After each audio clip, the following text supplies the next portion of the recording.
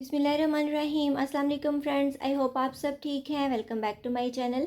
आज मैं आपके साथ शेयर करूंगी होटलों वाली, रेस्टोरेंट्स वाली और ढाबों वाली मशहूर चने की दाल, जो कि बहुत ज़्यादा टेस्टी लगती है, बहुत ज़्यादा फेमस उनकी आइटम होती है।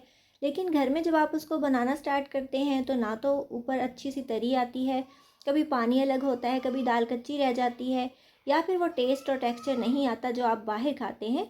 तो आज इंशाल्लाह बहुत ही ज़्यादा इजी तरीके से मैं आपको ढाबा स्टाइल चने की दाल घर में बनाने का तरीका बताऊंगी, जिससे आपकी दाल बहुत ही ज़्यादा परफेक्ट बनेगी, इंतहाई ज़बरदस्त टेस्ट होगा।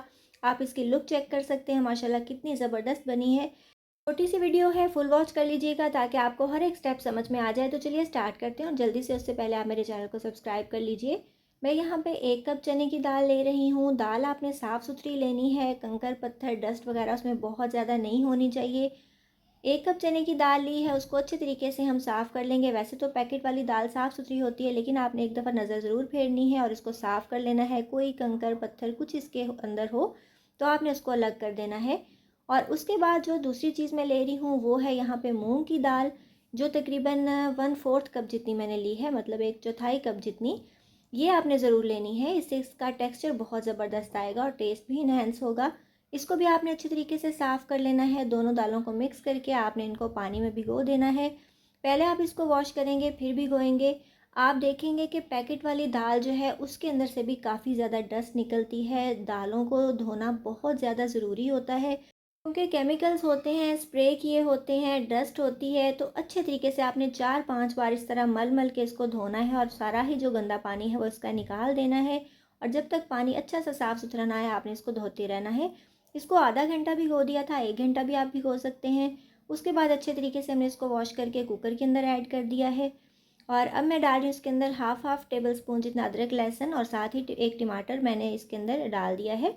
हाफ़ टेबल स्पून जितना इसके अंदर हम नमक ऐड करेंगे। नमक आप स्टार्ट में कम ही रखा करें, ताकि अगर बाद में तेज़ हो जाए तो वो मैनेज नहीं होता। कम हो तो हम और डाल सकते हैं। हाफ़ टी स्पून जितनी हल्दी ऐड की है हमने इसके अंदर। 1/4 टीस्पून जितने इसके अंदर चिली फ्लेक्स, मतलब कुटी हुई मिर्चें ऐड की हैं, बहुत ही ज़बरदस्त से चटपटे से टेस्ट के लिए। एक दालचीनी है, एक बड़ी इलायची इसके अंदर मैंने ऐड की है, इसको बिल्कुल परफेक्ट सा होटलों वाला फ्लेवर देने के लिए। 4 से 5 ग्लास इसके अंदर हम पानी ऐड करेंगे, और इसको हमने 10 मिनट के लिए प्रेशर कुक करना है। 10 मिनट से ज़्यादा भी नहीं और 10 मिनट से कम भी नहीं। आप अपने इलाके या पानी के हिसाब से देख लीजिएगा, लेकिन 10 मिनट में जो है ये नॉर्मली दाल अच्छे तरीके से गल जाती है।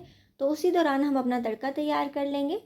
एक छोटा प्याज मैंने चॉप करके फ्राइंग पैन में ऐड किया है। आधा कप मैं यहाँ पे घी ले रही हूँ। आप देसी घी लेंगे तो उससे टेस्ट बहुत ही ज़्यादा ज़बरदस्त आएगा और आपकी दाल इंतहाई ज़्यादा स्पेशल तैयार होगी। हमने प्याज को हल्का सा गोल्डन करना है। जब कलर आने लगेगा तो हम इसके अंदर रेड मिर्च पाउडर ऐड करेंगे, हाफ़ टी स्पून जितनी, क्योंकि आपने देखा मैंने स्टार्ट में नहीं ऐड की थी। और उसके बाद जी हम इसके अंदर डाल देंगे तकरीबन हाफ़ टेबल स्पून जितना भुना और कुटा हुआ धनिया। और उसके बाद हम इसको थोड़ा सा हिलाएंगे। आंच जो है ये बहुत ही ज़्यादा स्लो है, मतलब इस स्टेज पे आंच तेज़ होगी तो सारे मसाले जल जाएंगे। हाफ़ टी स्पून जितना भुना और कुटा हुआ ज़ीरा ऐड किया है। हाफ़ टी स्पून जितनी इसके अंदर कसूरी मेथी मैंने ऐड की है। और 1/4 टीस्पून जितना थोड़ा सा हमने साबुत ज़ीरा भी ऐड करना है। दाल के लिए, कड़ी वगैरह के लिए बहुत ज़रूरी होता है साबुत ज़ीरा।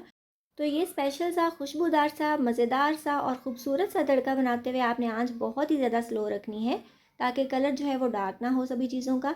एक चुटकी, मतलब एक चुटकी से भी कम मैं इसके अंदर रेड फूड कलर ऐड कर रही हूँ, ज़बरदस्त सा ढाबों वाला कलर देने के लिए। और 3 हरी मिर्चें लास्ट में हम ऐड कर देंगे।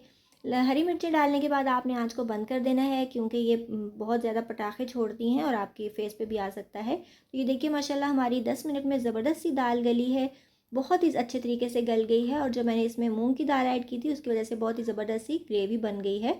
तो ये दाल तैयार है। हमने क्या करना है, सबसे पहले बाउल लेना है, उसके अंदर डायरेक्टली हम अपनी दाल दाल को पोर कर देंगे, और आपने सर्व करते हुए तड़का इसके ऊपर ऐड करना है। तो ये देखने में भी बहुत प्यारा लगता है और ज़रा प्रेजेंटेबल हो जाती है डिश आपकी। तो ये स्पेशल सा तड़का इसके ऊपर हम डाल देंगे, और बहुत ही ज़्यादा मज़ेदार सी हमारी ढाबा स्टाइल दाल तैयार हो जाएगी।